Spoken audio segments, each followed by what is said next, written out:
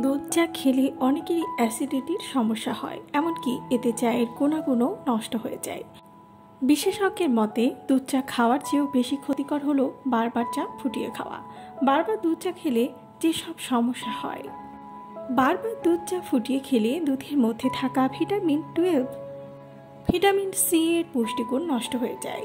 বারবার চা ফুটিয়ে খেলে চায়ের আসল স্বাদও বদলে যায়। এর পরিবর্তে একটা পোড়া গন্ধ তৈরি হয়। দুধ চা বারবার ফোটাতে থাকলে চায়ের মধ্যে থাকা পলিফেনল এবং ক্যাথেচিন নামক দুইটি অ্যান্টিঅক্সিডেন্টের গুণাগুণ সম্পূর্ণভাবে নষ্ট হয়ে যায়। বারবার ফুটিয়ে খেলে দুধ চায়ের মধ্যে অ্যাক্রাইলিমাইড নামক বিশেষ একটা উপাদান তৈরি হয়। এই উপাদান ক্যান্সারের প্রবণতা বাড়িয়ে তোলে। দুধ চা বারবার ফুটিয়ে খেলে হজমের সমস্যাও তৈরি হয়। এর ফলে বুক জ্বালা পোড়া, এমনকি পেটেও অস্বস্তি হয়।